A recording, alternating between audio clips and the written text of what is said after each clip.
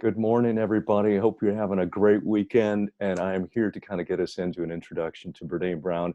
I have invaded the space of my daughter's room. I call it my daughter's room, but technically it's our extra room.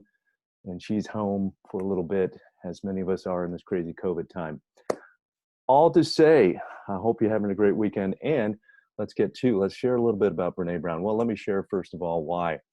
I love this unit because it's all about courage. And ultimately, vulnerability and open-mindedness come down to an idea of whether or not we're going to step into who we are and own who we are in the best sense. And Brene Brown is a fantastic author. She's a lecturer. She's a professor. She is just a fun person, and she's real. I first met up with who she is at a leadership conference. And the thing that impressed me most about her actually was her humor. She's a fantastic social scientist, and she teaches at the University of Houston graduate school or graduate studies. I'm not sure.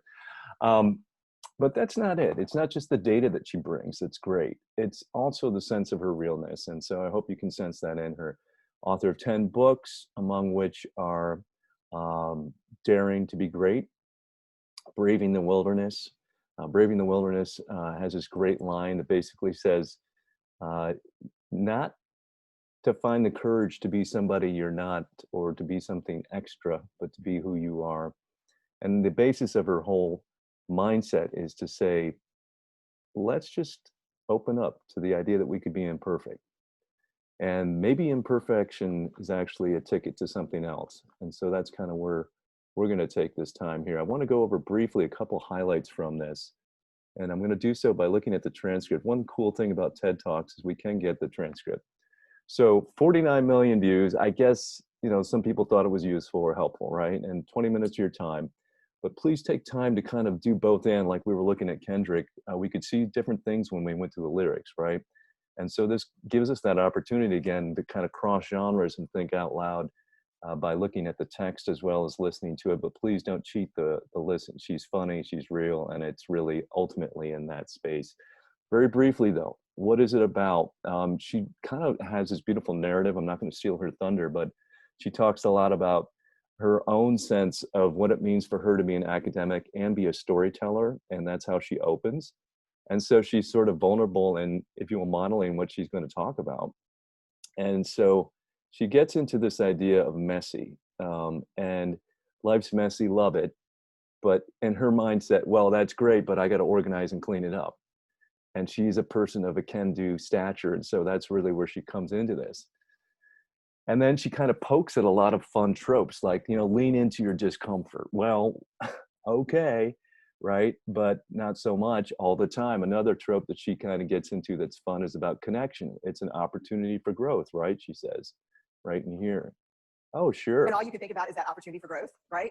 Well, yeah. apparently, and all you can think about is that opportunity for growth, right?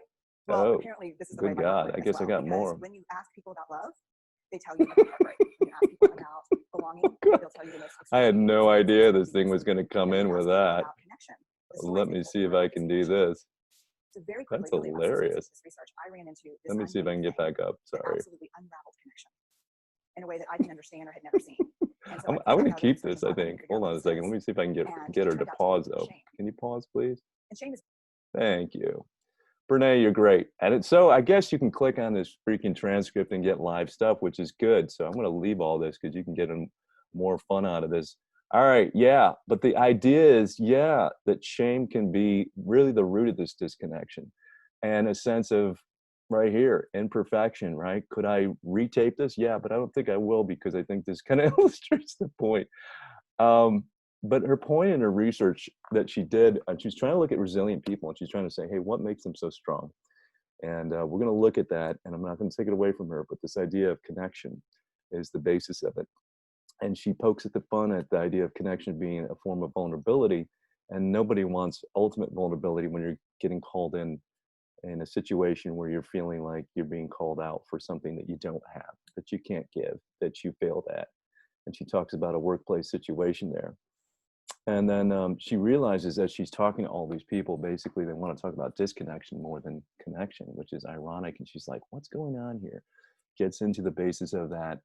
and briefly talks a lot about shame and about flip side of courage. And I just want to hit one more highlight, and then I will get out, and we're good, guys.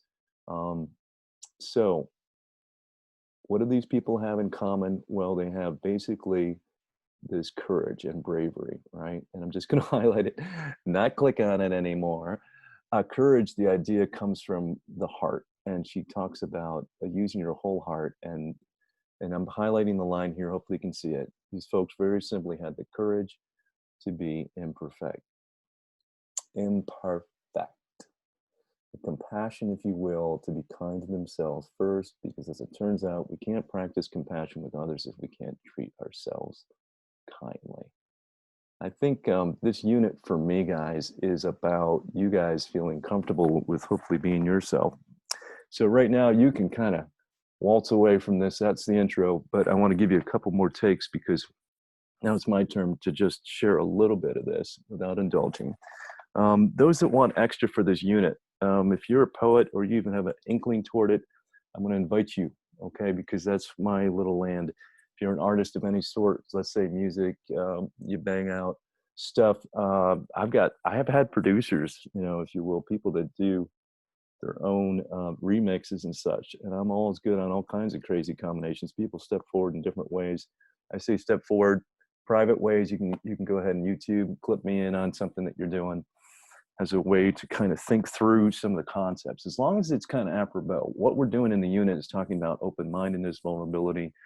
Now we're expanding to courage and listening. So these things kind of cluster, and says as we think about the swirl of how these concepts work together, we're also going to come to a better sense of definition. And so we're going to look at a word or a main concept across these different works we're looking at. But shout out to my man Billy Collins. Love this one. It's Picnic Lightning. If you can't read it, he tends to be funny and brilliant, and basically you would think poet, right? Oh boy, this guy is free verse, contemporary, poet laureate, and he packs the house wherever he goes. Literally, we can't say we're going to bring out 15,000 people like a Taylor Swift concert, but hey, the guy does pack the house, and it's not just 20 people showing up. All right, Galway Canal, and you can't see it. You get to see a nice plain cover. But anyway, selected poems, highly recommend, because he's a very real, interesting guy. He's got New Hampshire in him, and he's got the roots back from Ireland, and he expresses it. Another poet laureate, fantastic. Old school Beowulf. I used to teach mythology a lot. Not so much right now, but I love it. Why do I go with Beowulf? Well, you guys know that I like Last Kingdom, and you're like, I'm into some stuff that's kind of like, if you will, rooted back into tribalism, just because I think there's a lot for us to tap back into our own roots and our own sense of understanding ourselves. I can just kind of make that redundant, but I love Beowulf, and this, I don't like any of the old translations that try too hard. Seamus Heaney, another fantastic Irish poet, and wow, does it sing. It's all about honor and about the code of honor, and those of you that would like it, actually reads quick, if you can believe it or not, written in 900 AD. It's Old English, and it has on one page the Old English, on the other page is transposition, and a fantastic introduction. All right, all things interesting, like crossing lines. This guy lived in present-day Afghanistan, Rumi, in 1200. And when you read Coleman Barks' translation, you're like, oh my God, is this like written yesterday? So he combines a lot of different spiritualities. I mean, he combines the dervishes of that time, Muslim faith, Christian faith, very interesting blend and ability to come to perspective without really offending any of the faiths, which is kind of crazy. Mary Oliver, Devotions, love Mary Oliver. She is a lot of, again, accessible and a sense of just being present with the moment. Another very distinguished poet in the U.S. pantheon, and a poem to go out from for myself. This one is in a rough shrift, but that's why we just got to practice what we preach here. So this is I love these little guys, nice little books to have to kind of plunk out a line or two. So this is To Bloom On Through. I wrote it when I came home. I'm coming into my front porch, and I realized there's this one beautiful stalk of a black-eyed Susan, and it's just doing this in the breeze. The only thing moving in this beautiful afternoon breeze. And it's called To Bloom On Through. The black-eyed Susan lilts her head in a breeze. Isn't that what it is? A light toss, a throwback of the head on a car seat's headrest, chortling a song over any pretender, any supposed misery.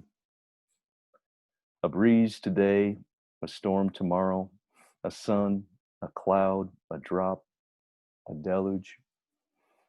To hold and sway with our toes sucked into the earth like that, to ever have the heart of my being open to the nuzzle of wings, the unfurling of pollen, the release of nectar, to bloom on through. All right, guys, have a great one. Enjoy the weekend. We will catch you. So looking forward to, oh, one more shout out. Lay, great student. I'm going to bring in Taylor Swift on the next time because I think she has a fantastic way of being vulnerable. And so we're going to look at a clip from her fantastic documentary, Miss Americana. Highly recommend, guys. All right. And shout out to Lay for kind of tipping me into that and reminding me of what my daughter had been telling me. Well, kind of saying, she mentioned it once, but she said, you got to watch this. All right. Take care, guys.